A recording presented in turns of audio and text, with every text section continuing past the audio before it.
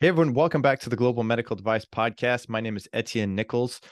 Today we're going to be doing a little bit different episode than maybe we've done in the past, or I don't even know if we've done one quite like this in the past. The expert I brought on is Devon Campbell from Product, and we'll get into your background in just a moment. But just to kind of introduce this idea, I've had some different people, different startups, and both startups and advisors come to me and say, "Hey, um, I would like an advisor for my startup," or from the other side, I am a regulatory specialist and I've been asked to come on as an advisor to this startup, but I don't exactly know how to navigate that. I've never done that before. And I'd love to think that I could have all the answers, but I like to outsource my brain sometimes. And Devon is the expert in my mind for this. So Devon, anyway, thanks for coming on to the podcast today. Happy to be here again. So what I thought we'd do, and what we kind of talked about before, is to look at this from the perspective of the advisor. If we were to give advice to the advisor, but those of you who are startups, maybe you're starting a company, maybe you're in the midst of raising funds for your company, maybe you need an advisor. I don't want to lose you.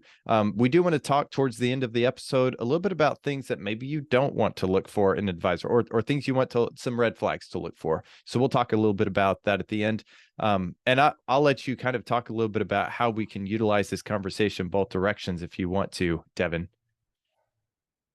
Sure. I mean, I think it's an interesting problem. We're going to talk really specifically, like kind of advisor giving mentoring or coaching advice to other emerging advisors.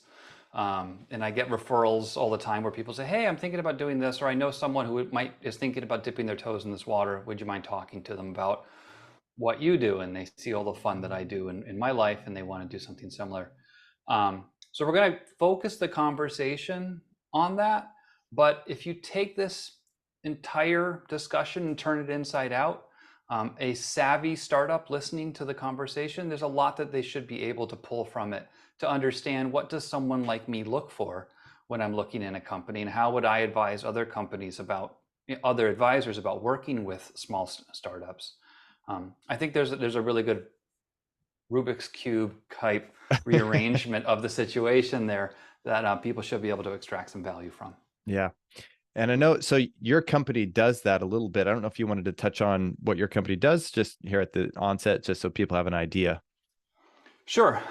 So my company's Product. I started it after the second of three exits that I've been lucky enough to have been a part of, and kind of stumbled into it. I have this, you could call me kind of like a reluctant consultant. And I know it's my personal journey, it's not everyone's. But my personal journey has had a lot of consultants in my history that have not been really great people to work with, and have really kind of left like a sour taste in my mouth about working with consultants, working with advisors. So I wasn't even looking to go into this space at all.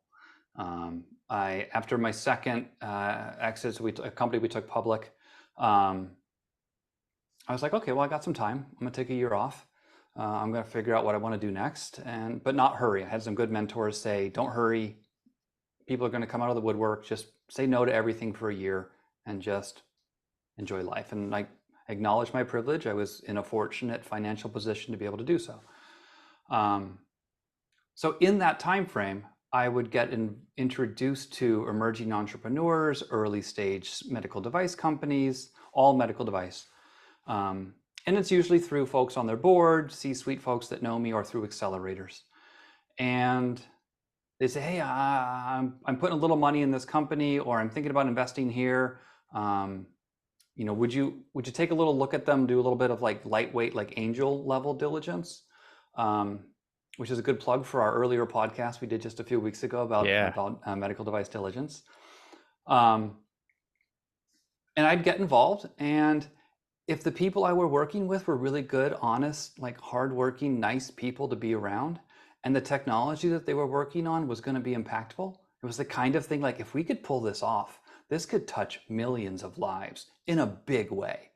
I'd be like, I'm all in. This is fun.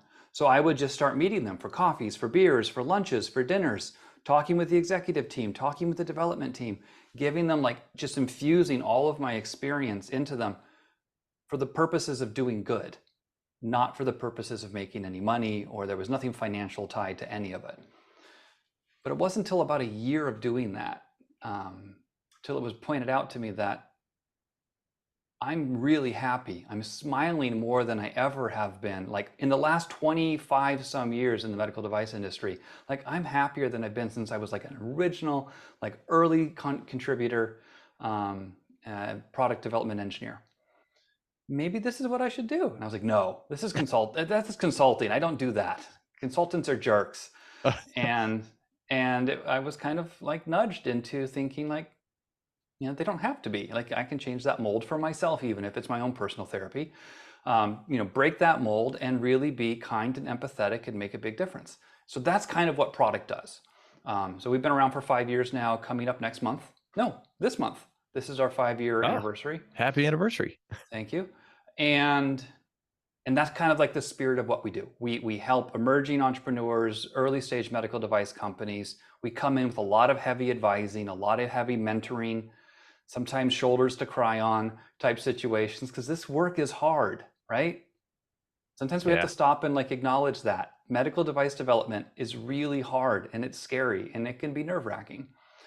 So that's what we do. We get in there, we help think through what kind of infrastructure do you need? How do you set the stage to be able to be successful? It's kind of attracted a lot of other great talent onto the team, and we've continued to grow over the last 5 years. And we do a lot of advisory work. And then in cases where a team is just like a 4-person team or a 6-person team and they don't have a lot of resources, we roll up our sleeves, we get dirty, and we'll build the resources for them. They don't have a quality system, we'll help them architect one. And then in many cases, we work with you guys and we go in and we build a world-class quality system, just enough for what they need when they need it. Yeah. So that's what we do, a lot of advising. Very cool. I appreciate the backstory. It really, really helps to understand where you've come from. And, it kind of makes me think, if we're going to try to focus a little bit on speaking to an advisor, and I like how you use that Rubik's Cube or inverse terminology where, hey, if you're a startup, you should be able to apply this as well to your selection of an advisor. But if I think about, okay, I'm talking to an advisor, maybe not everybody followed the path that you followed. What are some things that you could say, hey, here's some ways you can know you're worth your salt. You don't want to be that jerk consultant. You don't want to be XYZ, but here's some different things that do show that they are worth potentially what they're charging or whatever. Are you asking for like signs that someone might think to themselves, I wonder if I should do some advising? Signs. I'll give you a specific example. Okay, one person I know, they turned down a startup because they said they wanted me to advise the startup. I'm not to that point in my career. And so how would someone know? Maybe the signs, maybe that is what it is. Kind of like what you were saying with your signs, as far as after a year, you knew this is what you've got. Okay. So if in that situation, if a startup comes to someone and says, hey, we'd love to have you as an advisor. I mean, if you're filled with a sense of self-doubt, then you've got a little work to do. Sure. And that's okay. It's important to do hard work. I would say, like in a situation like that, it's really important to understand, why are they looking at you? If they approached you, right, and they said, hey, would you be an advisor? Why are they looking at that? That would be hard pressed if you were just a couple of years out of school, right? Yeah. I mean, generally, I don't see a lot of teams asking other people to join their advisory boards or just as a general advisor for the team for someone who's not like deeply experienced and has seen a lot of stuff, right? Because that's part of what you want the advisors for. But if you did have some particular subject matter expertise that you maybe have had a couple years of really digging in deep and you've done a really nice job with, and you've had a great mentor and someone teach you how to do things exquisitely well, but you don't have decades of doing it, that's okay. I would look at that team and say, well, they don't have that. And if they don't have that experience inside, that might be why they're asking for you, right? They should be looking for gaps to plug in their skill sets internally. And that might be a reason why they're coming to you. Other reasons they come to you is just for the panache of having a particular name associated with their team. And those I'm generally I'm not interested in, and I would generally recommend other people, like, don't do that just because they want your name associated with something. Maybe if you're ego driven, then fine. But for me, I find that doesn't make for as healthy of a relationship as you need to have. And as an advisor and an advisee, you need a very strong, healthy, robust relationship that you can have critical conversations with each other. So you mentioned something there. Typically, they're looking to fill gaps. Yeah. So I assume as an advisor, you would be looking for those gaps as well to make sure that you are able to fill those gaps. So what's some advice that you would have to those advisors or potential advisors? This is getting a little confusing speaking these languages. What's some of the advice that you would have in getting started in this work? Sure. So we're speaking now, and we're always speaking to the startups in the background, but we're speaking now to like those emerging advisors who are either looking to moonlight a little bit in addition to their day job, or like dip their toe into the advisory pool because they're interested in maybe diving in someday all in. We've got a few folks that have done work with us at Product that they come to us as a safe place so they can dip their toe and try it a little bit and see if they really like it. If they really like it, I'm like, great, spin you out. You go do your own advisory thing. I don't care. Try it here where it's a safe environment. And if you really like it, do it. I would never say just jump right into it to anyone because it is a unique environment. So if you're just getting started, good to talk to other people who do advisory work, talk to other consultants, but specifically like talk to advisory work because there's a little bit of a difference between kind of like advisors and consultants. I kind of picked up on that. I wondered if you could do a little bit of definition here. Sure. I mean, it's not a hard and fast rule. No. I'll give you like Devon's opinion. You can put whatever That's what disclaimer we you want. want on that. Yeah. The consultants, generally you go to like a consulting firm, you hire them for a very specific task. They come in, they do an analysis, they give you a recommendation, you pay them, they disappear, right? They're done, they move on to the next one. And maybe that might be a 1-week exercise, maybe it might be a 6-month exercise. But they in for a very specific task, they get paid, they're out. Whereas I see advisory work, which is what we try to model everything we do at Product after, is we reject those situations. We don't want to come in and just do a thing and be gone. It's about building relationships, going back to that earlier word.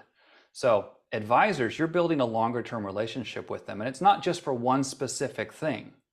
It's more for, okay, over time, teach me, mold me, coach me how to do things. And of course, you're maybe helping us like think through organizational shifts and how do we, what's the right way for us to do certain things, and then actually doing it and watching us, and you're involved very lightweight. You're not there every single day. Like a consultant might come in, you put 60 hours into it, you're done, you're gone.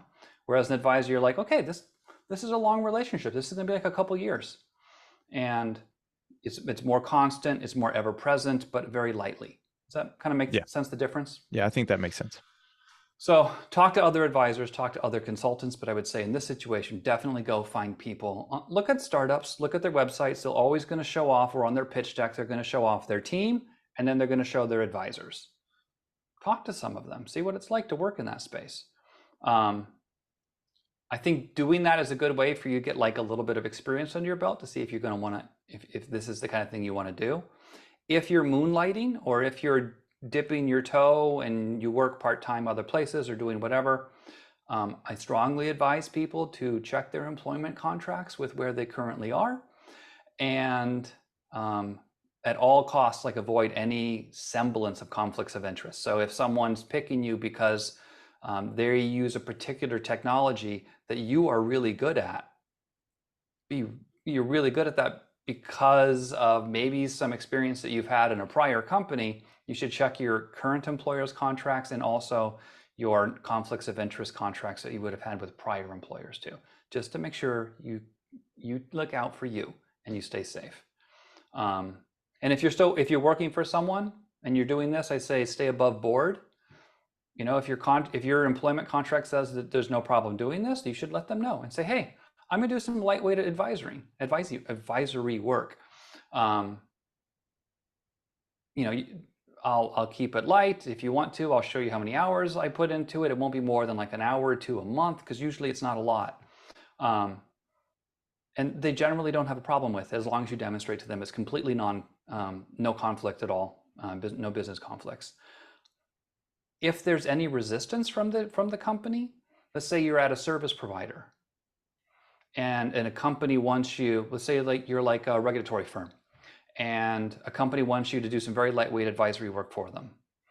And the regulatory firm that hires the person who wants to now gets pulled a little bit to some startup that can't pay the big firm. You can also spin it a little bit to say, but this is also a bit of a funnel builder, right? So, if this team needs more than a couple hours or so of me a month, then, I'll push that off to you guys. And like, oh, okay, great. And then, now they're financially motivated, which earlier discussion, not my modus operandi. Sure. But there's ways to get it done. So check all those boxes first. Okay, so now we feel like we're safe to do it. And if we're working somewhere, we got blessings to be able to move forward. So now as an emerging advisor, you got to think about you, right? And so what I think is really important for folks to think about is to keep your bar really high. Don't just do advisory work for any team that asks you. Don't fall for the flattery, and don't let your ego get in your way and say, oh, I'm going to do this because these guys want me to do it, and then this other one does it, and then this other one does it, and now you're like you're an advisor for 300 little tiny companies, whatever. I say keep your bar really high, and you want to do that because you don't want to dilute the value that you can bring to them, and you also want to protect your reputation, because you are a little bit associating yourself with them, just like they're trying to associate themselves with you so they can put you on their pitch decks and say, look at these great advisors that we have supporting our team, right? Question about that. You're bound to them. Yeah, go ahead. How do you set that bar, or what are some of the characteristics you look at, maybe you personally at product, and when you're evaluating those companies? Mm-hmm. We got another plug for the earlier one we just did. You got to do some diligence, right? You don't just jump in because they're nice. I personally look at the niceness of the people, right? Because I don't want to, if they're jerks or whatever, I just don't have time for it. But so I do look at like the people and the team that's there. But I look at the technology. I work in medical devices. I'm pretty savvy in this space. I kind of know my stuff, and I have the right people to talk to if I don't. I look at the technology. I try to understand a little bit the product market fit, try to understand a little bit of what the valuation of the total addressable market could be, and like how much they could potentially capture. A lot of the stuff that they would normally put in, that a startup would normally put in a pitch deck. So right? I would just kind of, as I'm listening, it sounds like there's a natural entry point for an advisor. And maybe there's a question buried in there somewhere. At what point does an advisor make sense, or at what point does it make sense for you to become an advisor where you actually have enough information to say, okay, yeah, I can do enough due diligence that I recognize the potential of this company. It seems like it's a sliding scale. Or what's your thoughts or advice? I think, it really varies, right? It's going to be a case-by-case situation on the team. If they're great people, but you take a look at it and you say, what is the maturity of this technology, right? Is it like, this is straight out of postdoc and it's not really done a lot, or has it been kind of maturing for a couple years or a couple months, or, how mature is the product and the processes that the teams are coming to you to get your advice on moving forward? That's one thing to think about, right? If it's really, really early, if it's wires hanging out of a cardboard box, which I have seen before. Oh, I believe it. Amazing technology, but it was still inside a cardboard box with wires hanging out of it, which did not look like the pictures in the pitch deck, which was a glossy rendering of what the instrument could look like in the future. I've made those myself with the renderings and the cardboard behind me. No, but I dig. I go into the lab. I want to see the real thing. I want to see it work. And then when they showed it to me, it was wires coming out of a cardboard box. It's hard to show a doc. Yeah. So, take a look at the tech, take a look at the product market fit, try to understand a little bit of the valuation and see if it's at a point where you can add value to it. If they're really, really early and your deep experience is downstream commercialization of medical devices, it's probably not the right time. If they're really, really early, it's probably the right time for someone like me, right? To come in with as a product development expert, say, okay, let's take a really good look at what is it going to take to bring the product to market. And then maybe I need to make a little space on the bench to bring in really savvy operations or sales-minded folks to be able to help you build and expand growth of the company. I don't know if that answers your question, but I think it used up enough time to make it feel like I answered your question. Yeah, I think all of the above. No, it does, because especially what you said about where it's kind of like a self-analysis. If I know what I'm good at, and maybe I'm not so good upstream, but I'm really great at downstream, maybe that design transfer or whatever it may be. I would say if you're close to where you can start adding value, that's kind of what I'm picking up from what you're saying, and that makes a lot of sense to me. Yeah. Let me add one more color to that paint by number. Please. And that would be to also look for work when people are approaching you, when they're looking for advisory support. If you're a subject matter expert in a certain area, but it's just a thing that you don't like doing, just because you're an expert on it, don't sign yourself up to do it. Because a lot of like advisory work, it's not like it's like highly paid type work, right? Especially for early stage entrepreneurs. And we're going to talk about that in a few minutes. But in those situations, you're doing it because you're interested. You're doing it because you want to try it. You think maybe you could build up a large enough portfolio of these sorts of clients that in aggregate, it makes it worth it. But one by one, it's not worth. Life is just too short. It's like not worth like picking up the work to do things that you're good at, but you don't like doing. So I would say pick those things that you really enjoy doing. Like I love product development stuff. I'm good at post-market, right? I'm good at post-market surveillance. I can help build all that out and think about how we're going to do field service and how we're going to do sales support and what the infrastructure and how does all that flow back into product development and into risk management. But it doesn't mean I like doing the post-market stuff. That's good advice. Yeah. Okay. Yeah. Okay. What's next? So we're being very careful about who we're working with. We're to the point where we're ready to work with a company, whether they've approached us, and that might be another question is how some of these conversations start. Maybe I'll broaden the scope a little bit. How do these conversations start, and how do you handle it moving forward, whether it's through a contract or the money side? So I'll give you my personal experience and then how I help my teams that I support find other advisors. Okay. So my personal experience is I don't go looking. So usually it's a board of directors, it's someone on one of their VCs, where they're getting funding from. They'll say, hey, you're kind of getting to a point where you need to pull in product. They're good in these particular areas. You guys are kind of weak in that one spot. Just talk to them. So we don't necessarily go out and looking for it. And when I was first getting started and kind of went through my origin story of this crazy ride that I'm on right now and how I got here, in those situations also, I wasn't going and looking for them. Okay. So for me, my personal experience was not actively going out and finding it. It kind of found me. However, teams that I work with now, I do strongly advise and coach and mentor them to go out and find advisors. Because it helps them bolster their deck and their bench, especially from like a diligence perspective, right?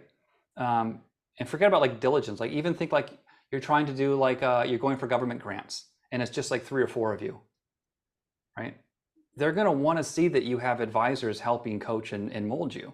So the team should recognize where they have gaps and say like, I'm really, really good at this clinical chemistry analyzing technology, or I'm really good at this material that I'm going to use to 3D print bone structures or whatever, but I'm not good at these things. I don't know quality systems at all. So maybe they should go, as an early stage company, maybe they should just go get like a quality advisor to help keep them It's not going to be fully compliant that early, but at least help move them, nudge them slowly into the right directions.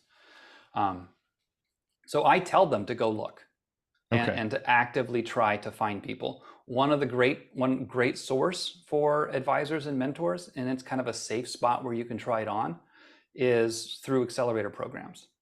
I'm a global mentor for Mass Challenge, Yeah. masschallenge.org. It's a nonprofit accelerator program. I like it because they don't take any equity. In what they do, they really exist to help these startups get started up. And the mentor pool there is incredible. Like when you're inside, you can like scroll through the directory of who all's there. I'm like, I don't belong on this list. Like the list is great. So those are great resources to go to and find mentors. And very often, the mentors that you have through those accelerator programs can become advisors for you Okay. after the program's over. So that happens with me pretty regularly. I think that's good advice. What are some other ones like Mass Challenge? I mean, that one, that's a great example. Any other thoughts as far as those Other go? programs? Yeah. There's a number of them. There's lots of smaller regional ones, so I would recommend that folks look for regional ones.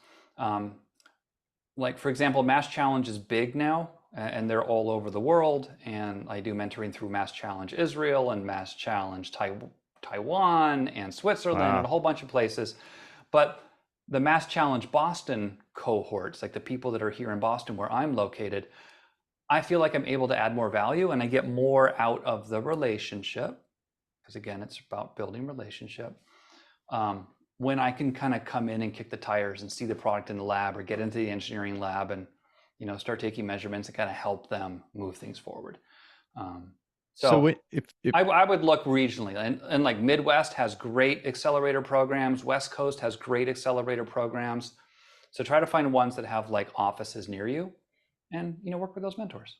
if you're doing it for free like that, is there still some sort of agreement that you would recommend putting in place with those companies? Or I would imagine Mass Challenge has something that is Yeah. that. So if a team is working with an advisor or a mentor through a program like that, usually they're all the NDA stuff and everything contractually is covered through the accelerator program.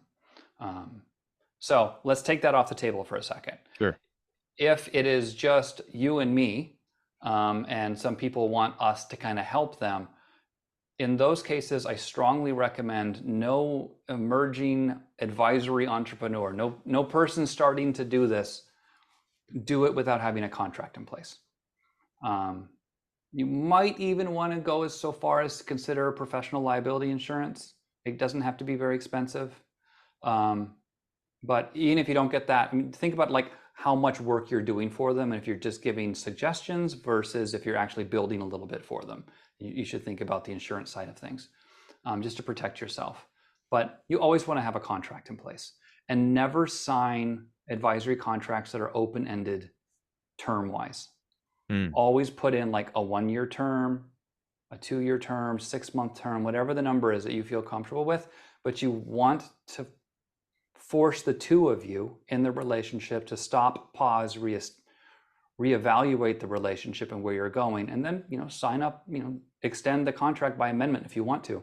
But it's good to do that regularly. And then in this kind of work, especially in startup world, our world changes so dynamically and so quickly, a lot happens. And you don't want to find yourself in a position where you have a whole bunch of open-ended contracts with no terms. And I see this happen. And now 7-8 years down the line, you've forgotten all about them because they haven't contacted you, but you're still contractually bound. Oh, wow. So Yeah. always put a term and always make it like a reasonable number. Don't go out 7 years. Make it a year, make it 9 months, something like that. Yeah. So you should think about that. I've always heard agreements. Well, someone told me somewhere in my career, agreements are really, they should be called disagreements because that's the only time you read them. So that makes sense. Let's revisit this. I like it. Yeah.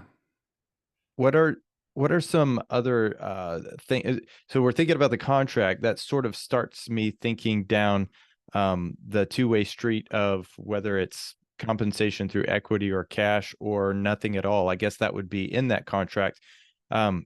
How do you come to an agreement on that, or how do you how do you come to evaluation of your services for that kind of thing? Carefully. One thing I've noticed, and when I first started getting into this space too, I remember someone pointed this out.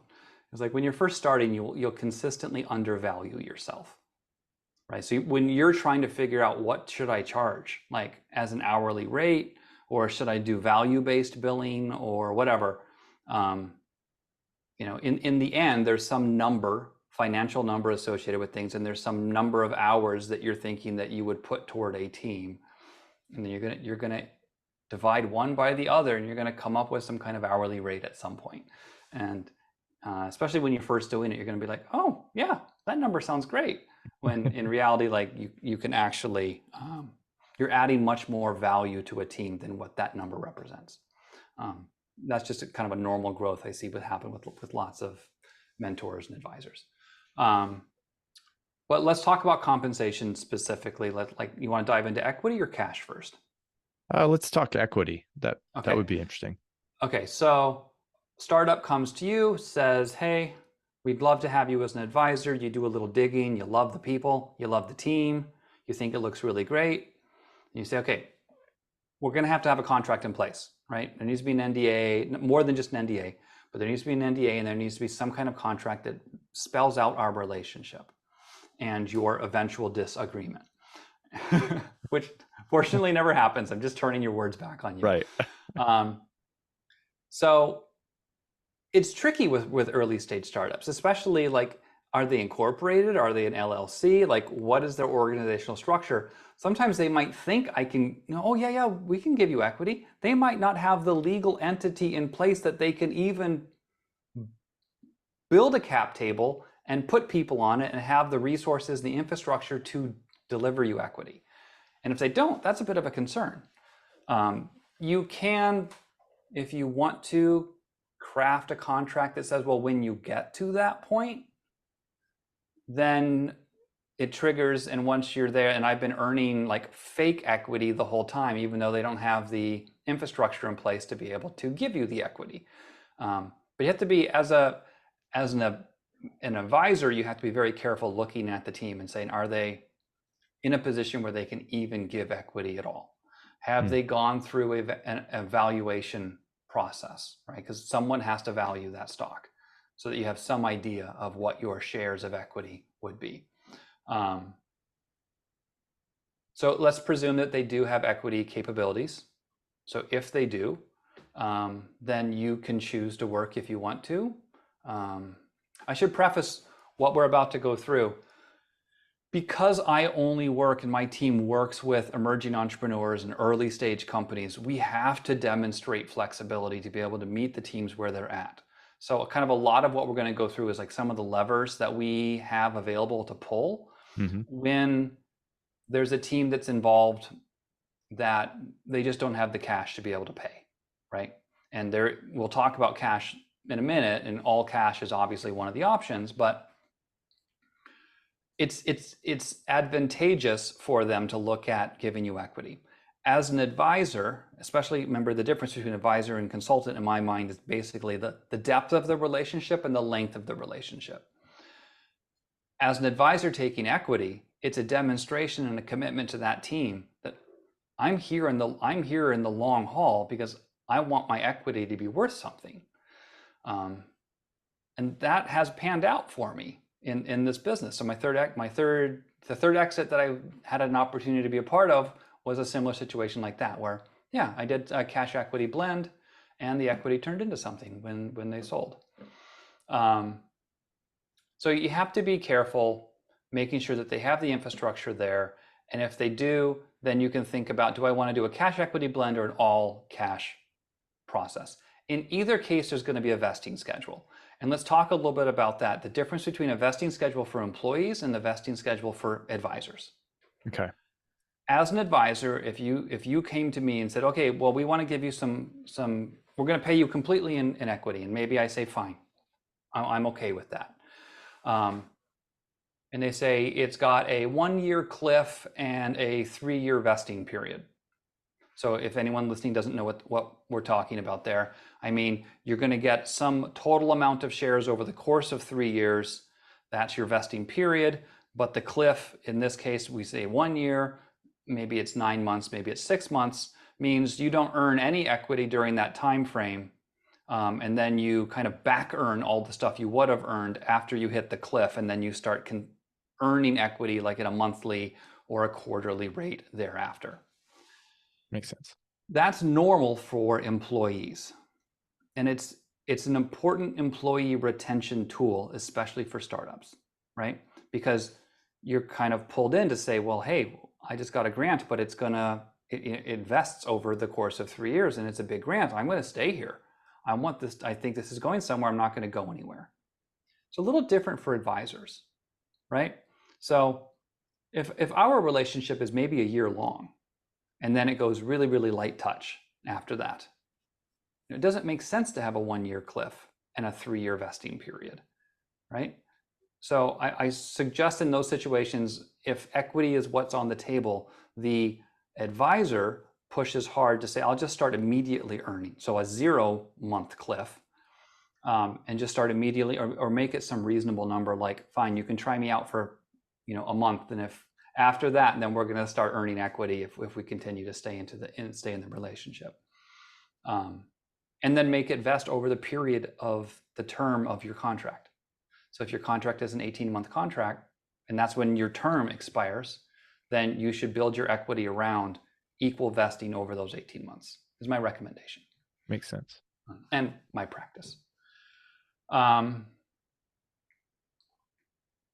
What other questions do you have about equity that you think that we should dive into? Yeah. Well, okay. So I'm still thinking a little bit about the valuation itself of the services of the advisor. Now, one thing we didn't really touch on is the amount of advisors a company may have. And so, of course, it's going to be you just depending on what they're good at, what the company needs to shore up their gaps. But each one of those advisors may have a different level of equity based on the, I guess, direct impact of their skill set on the revenue. But how do you make that determination? Well, I mean, the company makes that determination, Yeah. right? So if they're mature enough that they have a cap table and they have equity and they have some number of shares outstanding, they will have gone through a process where they have allocated this much of it we're going to keep for ourselves and for our employees. This much of it we're going to use for our board of directors and for potentially advisory board members, which is a little different than just being an advisor. We can explore the difference between the two if you'd like to. But they're gonna often pay like advisory board members with equity. If it's a company that needs to have like a medical advisory board associated with their product, those folks are going to be expected to be paid with equity too. So my point is, the startup is going to have a smaller slice that they can have as discretionary equity to be able to dole out. So company to company, you might get different percentages. They might have bigger pieces of pie, smaller pieces of pie. It's really going to vary. And if, like you said, if they have 15 advisors, which would be a lot of advisors, that's a ridiculous number that I just threw out. But if they had 15 versus if they had 2, right? If everyone had the same size pie share to give out, now you have to share it with more people. So it's going to vary. And it kind of goes back to what you were saying earlier. The advice you were giving is to talk to other advisors. I would assume that would be how you determine is a 0.01% or a 10%. That's a massive spread. I get that, but just how you're going to determine what is worth it. If you were giving advice to an advisor, I wouldn't do it for that much, or versus the other. Here's the thing with equity, and we're going to pivot into cash. Here's the thing with equity and with deferred cash payments, and we'll talk about that in a second. In all of those cases, as an advisor, you are taking on risk, right? And so when you're thinking about how do you value yourself and like what percent are you taking, and I would almost say don't even worry about what percent of the company. You're just don't worry about that. Think of like, okay, what is the valuation of the shares? What kind of work would you be doing? What would that be worth paying someone, and how much of that would you take as shares? And it's going to be whatever percent of the company it's going to be. If they decide they have 1 million shares, or if they decide they have 100 million shares, Yeah. It's going to be different. Makes sense. So, but in all of those cases, it's you taking on risk. And my recommendation to people just starting off in this space is to ignore all of it. You cannot count on any of the equity. You cannot count on the deferred, and we're going to talk about them, but deferred payments coming through. So it's also a matter of your risk tolerance, right? If you are, supporting your entire family, and you're thinking, oh, well, wait a second, when this happens and when this happens and when this happens, we're going to be able to do these things. My advice to folks in this space is don't think like that at all. This is all gravy. Yeah. You compensate yourself with what you need for now, and then you don't need to be greedy. You don't need to be a jerk about it. You don't need to have a high, massive ego and a giant inflated head about everything. Take something that's reasonable for you to be able to keep whole. If you don't feel like you're being taken advantage of, whatever you can do kind of upfront to do that for like a cash equity blend or just a cash and deferred cash blend, something like that. But take what you need to take care of you in the moment and feel good about what you're doing. And the rest of it, if it happens, it happens. If it doesn't, it doesn't. And the chances of it happening are low. Yeah. So I'm gonna use something you said earlier, and you tell me whether or not you agree with this piece of advice I'm about to give. So I've not done this from the advisor side, but from the employer side, I've worked with different companies that have given me equity, and I look at them like, that's so cool. Thank you so much. It makes zero impact on whether I'm going to stay at that company or not, because I based on whether or not I am happy at that company. Now, I don't know, zero might not be a big enough number, but very, very low for me. I like the idea that I have equity, but I also, I don't know. I care more about the work that I'm doing. So you do you, friend. You but As an employee, there's a lot of data science out there that demonstrates that it is motivational to other people. oh, I know it And is. I know it and is. so yeah, Everyone it's I've ever definitely talked to, important. it's motivational too. But Yeah. Yeah. but I like the idea a lot. Okay, so there's a couple things you mentioned that I wanted to talk about. Advisory board member versus advisor. I wanted to see if you'd give a quick overview of that Okay, real quick. sure. So a team, and I generally counsel startups to build both. Okay. Um, Maybe you start off with a bunch of advisors and they're individual contributors, but the difference between like an advisory board and an individual advisor is if you stack your board with a couple different really experienced advisors in your particular space, and they're not all cookie cutters of each other, right? You've got someone with some commercial experience and someone with product development experience and someone with risk management and whatever, all these different functions that you kind of need really seasoned pros to help guide you with. You put them on a board and you get them to meet once a month, once a quarter. Once a quarter is probably more reasonable. Don't do it once a year, it's not meaningful enough. The conversations that you get when you bring your advisors together and you've built a board and we're experienced in our space, we kind of start riffing off of each other.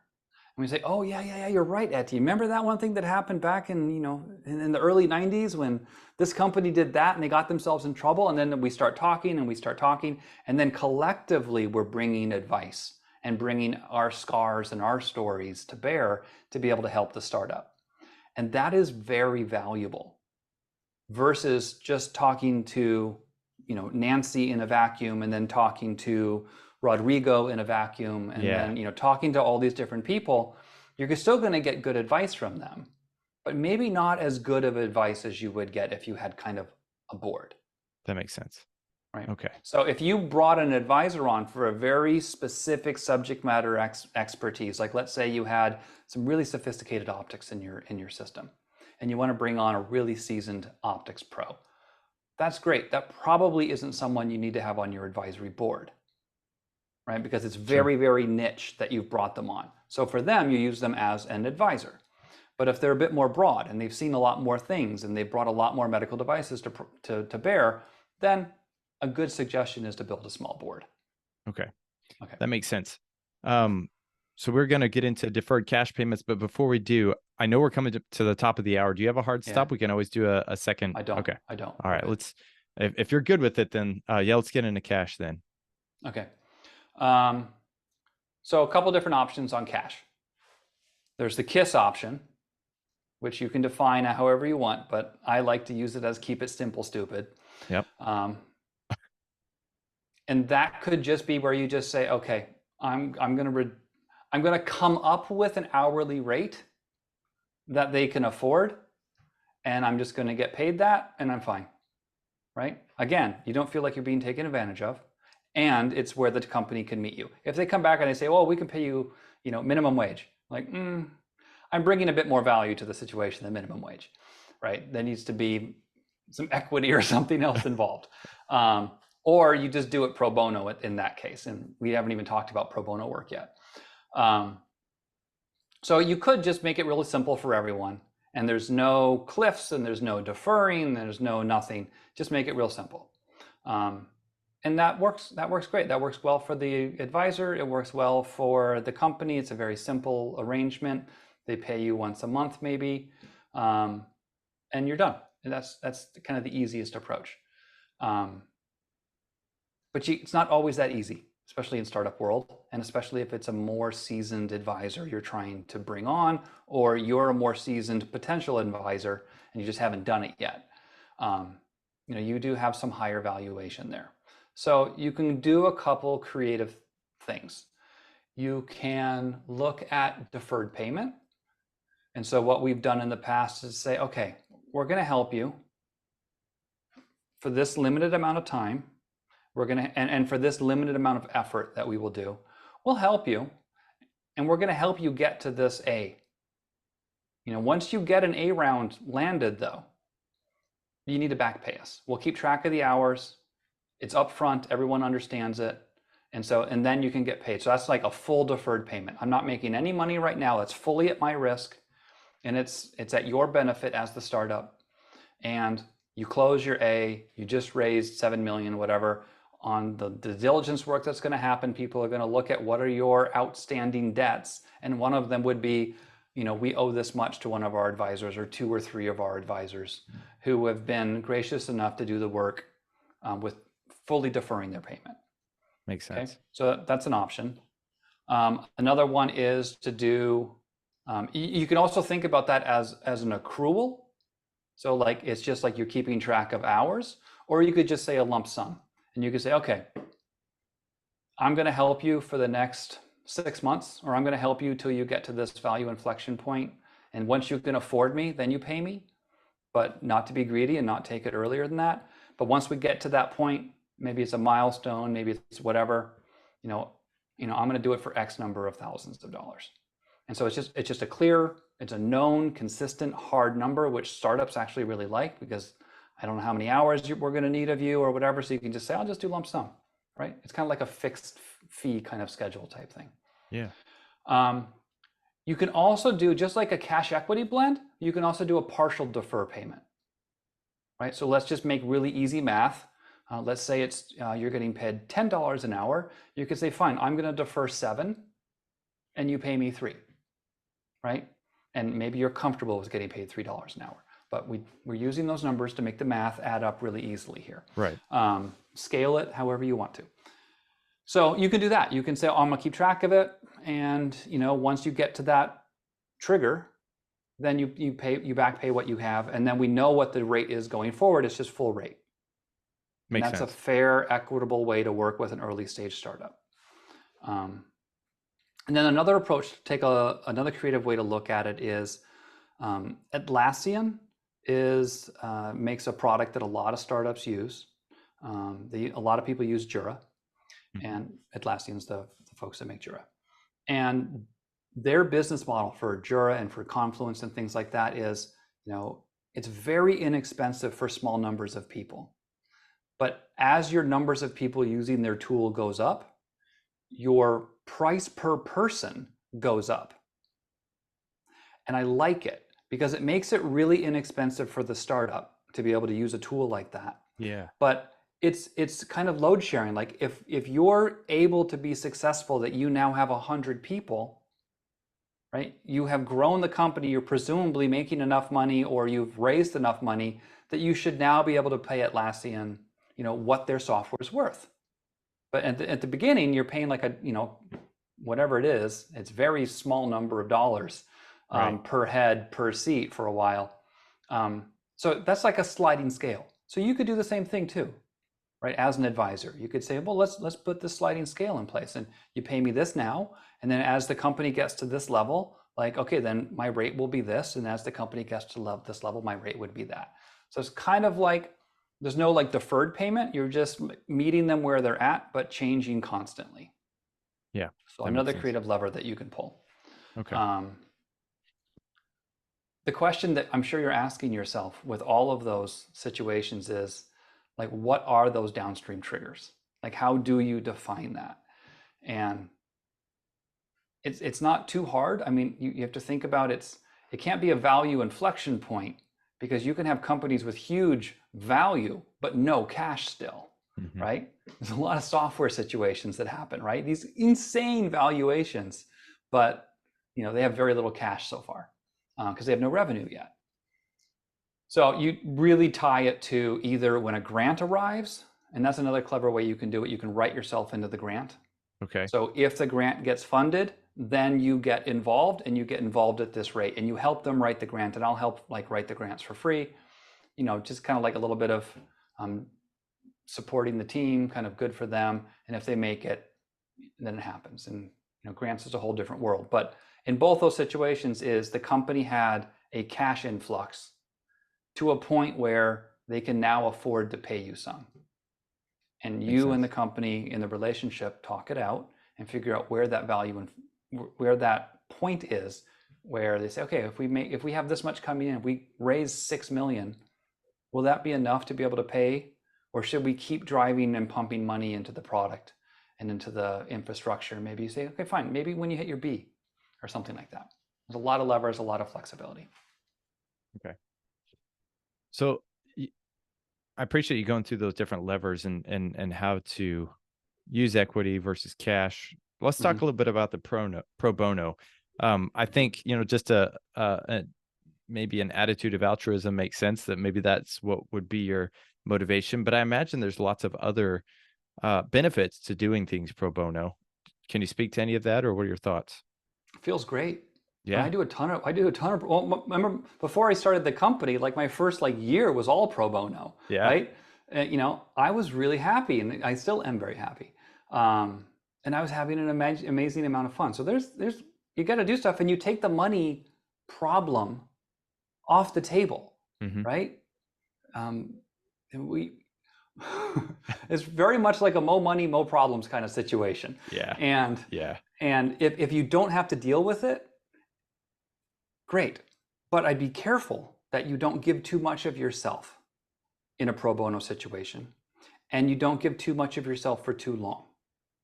Because if all you do, and I don't mean like meeting someone for coffee, once a quarter and catching up and hearing how their product is coming and answering some of their questions about, because I do a lot of this, like, how's the organizational growth going? How's your product development plans maturing along? What kind of problems have you had? Those, fine, don't worry about that. That's you have over coffee, over lunch, you have a nice dinner with your friends, and you're just kind of talking. But if you're actively going in regularly and talking to the team and giving advice and kind of exploring it, if you want to do that pro bono, sure, but just be careful you don't do way too much of it. You also don't want to be taken advantage of in that pro bono space for too long. So even in pro bono, I still say you need a contract, and that contract still needs a term. Okay. Right. If it's just casual lunches, don't worry about it. Maybe an NDA. You should have an NDA, but casual lunches and meetings with friends, don't worry about that one. But if you're actively going through, if they're putting you on their deck as an advisor, right? They're representing you on their website as an advisor. Even if you're doing it pro bono, definitely have a contract in place. Okay. No, I think that's good advice. One other thing I wanted to think about, maybe the softer side of this, because we've kind of dwelled a lot on the brass tacks of equity and so forth, which makes sense. Yeah. What about the actual conversations that you have? I'm curious, because when you describe the consultant versus advisor, what about is it something of a mentor? You've kind of used that terminology a little bit. Oh, I use it a What lot. Well, Yeah.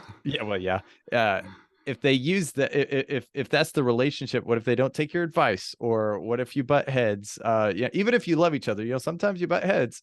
Mhm. What do those conversations look like? What's a good relationship look like? Okay, good. So let's, um, hopefully you will have ferreted some of that out during your pseudo diligence process at the beginning when you are trying to come to an understanding of, is this a team you want to be associated with? Are these people you want to work with? Okay. So one of the things that you look at, going back to that earlier part of the conversation, is kind of their spirit, right? Are these folks are coming to you because they don't know something and you know something. They're not experienced with something you're experienced there, and they want to benefit from it. And hopefully we all can mutually benefit from it. But if they're not coachable, Hmm. if they demonstrate an unwillingness to, or a propensity to not listen, and I don't mean they need to do what I suggest. I mean, I make recommendations, they make decisions. But they should at least consider it. So that when you find yourself in a situation that they're going down a particular path, you're not there every single day. A lot of times the decision is made and then they come back and say, well, what do you think about this path? And like, if you say, guys, I think it's dangerous, right? I don't think we want to go, I don't think we want to go this way. And they're like, well, this is, we made our decision, right? Or whatever. If they're unwilling to listen, not a situation you want to get into right off the start. If the culture is one that embraces growth and embraces healthy confrontation, and I don't mean that in a mean way, but to be able to have a conversation and disagree with each other and talk it out, that's healthy. Yeah. And if we find ourselves in situations where you're not picking that up early, I would say don't go. So let's say that you're in it. That's kind of what the character of the conversation should be. Let's take the Rubik's Cube back up and flip it around a little bit, and let's look at it now from the startup's perspective. The startup talking to an advisor, talking to a mentor, advisor, whatever you want to call it. You don't want a yes person. You don't want to go find yourself an advisor that just comes in and says, oh, I love what you're doing. This is great. It's just a pump up hype crew. You don't want that. You want someone who has enough comfort with you to say, that's baloney, right? Like your plan is garbage. And I don't mean it that crudely, right? But to be able to have the conversation and say, well, let's look at alternative options, because if we go down this route, this and this and this might happen. And can we have that healthy, constructive conversation?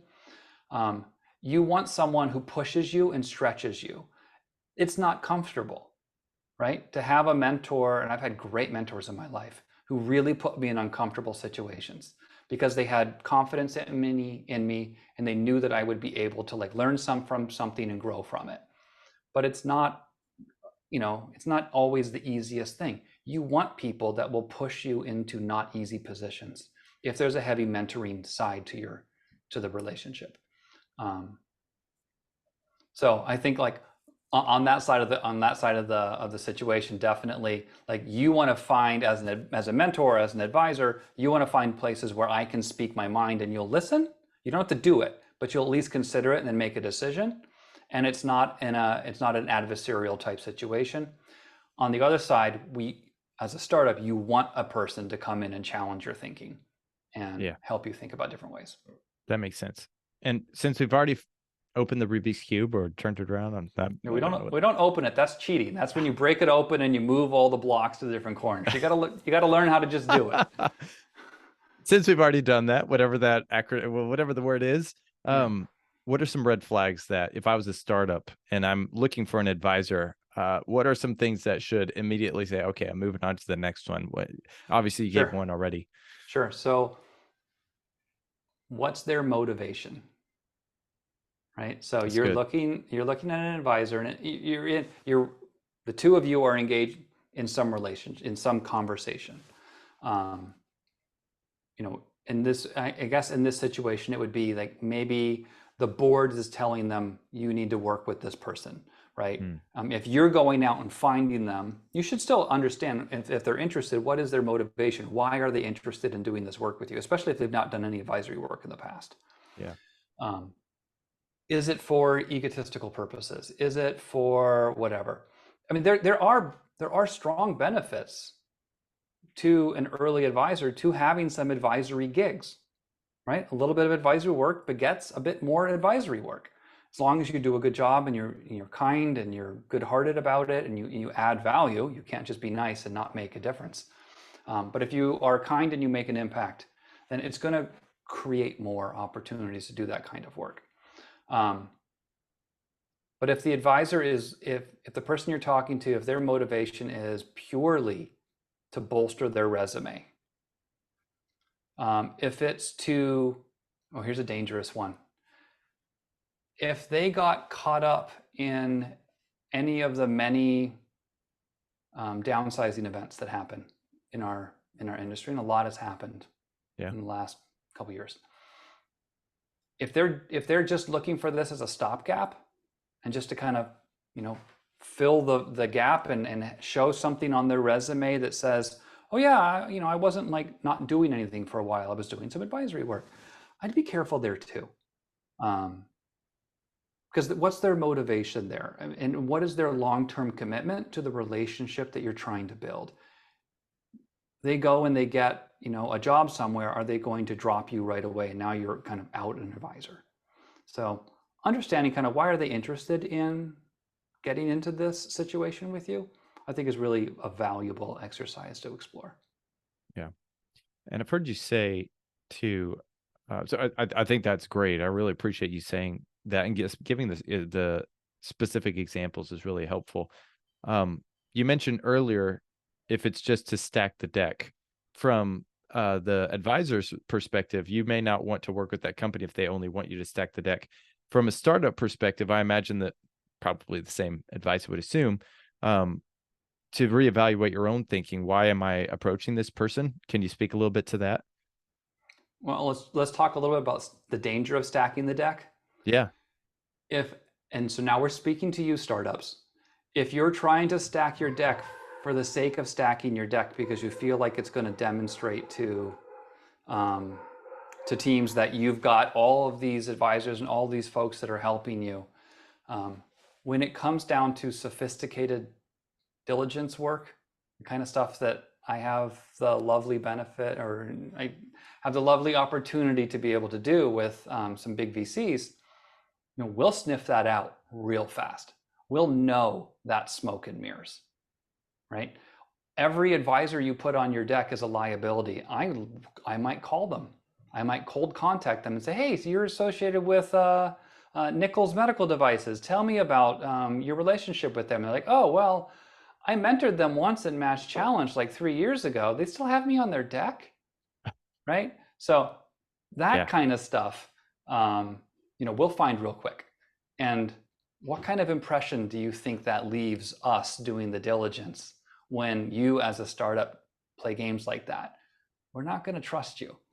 And if we're not going to trust you in one thing, we're not going to trust your data. We're not going to trust a whole bunch of other things. So it's important, like, not just stack the deck for the sake of stacking the deck. Your advisory team should be people that you do lean on regularly.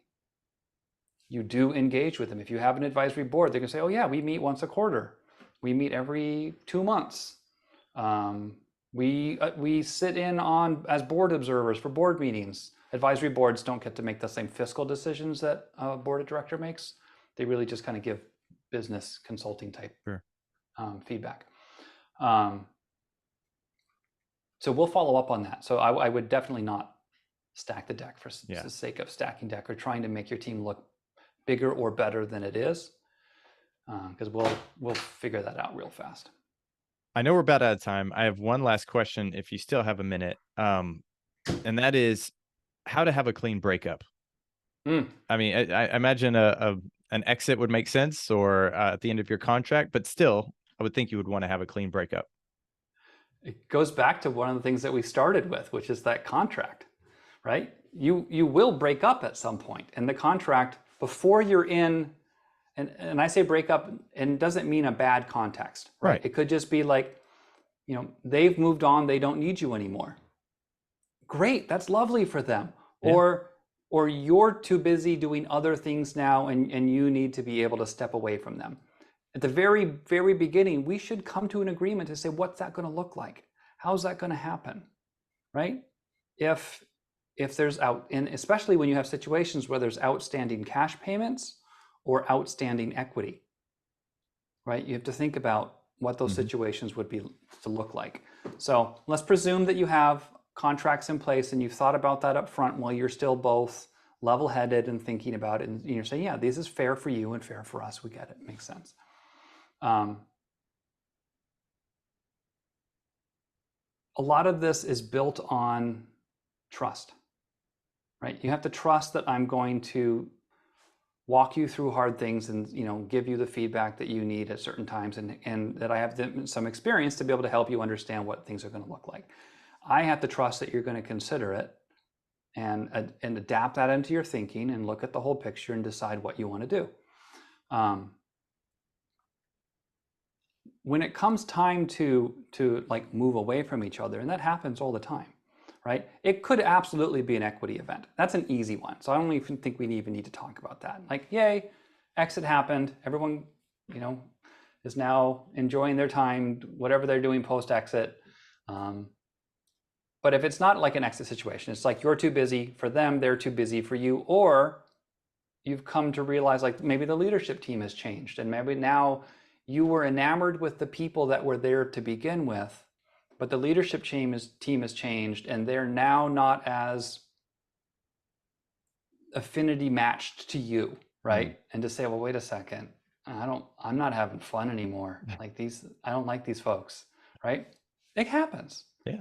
Right. So I think as long as you trust that you can have that open conversation with the team and say, hey, guys, I need to do it.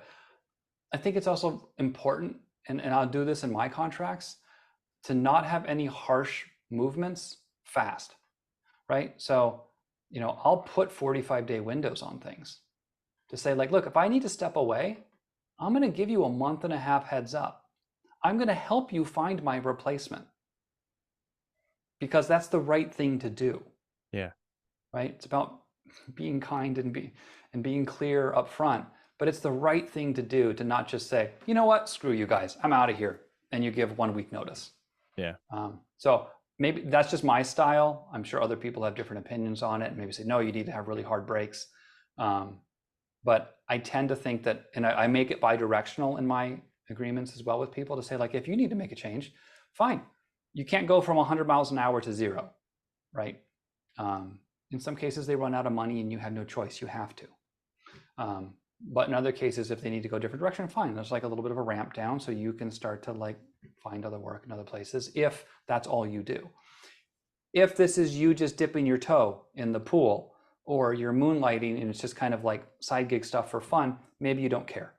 Maybe in a situation like that, you say, okay, that's fine. If it disappears, it disappears. And you don't put as big of a window on it. But yeah, talking, being kind and honest with each other, it's good with everything you do in life, not just in advisory services. I love that you mentioned the word relationship so many times, because I mean, it just, if it truly is a relationship, and it should be, like you said, communication should only improve it, not hinder it. So more communication is better. Yeah. Really appreciate it. Thank you for taking and going over time, especially. I'll let you get back to it. Thank you so much, Devon. Yeah, no problem. Thank you. All right. Take care.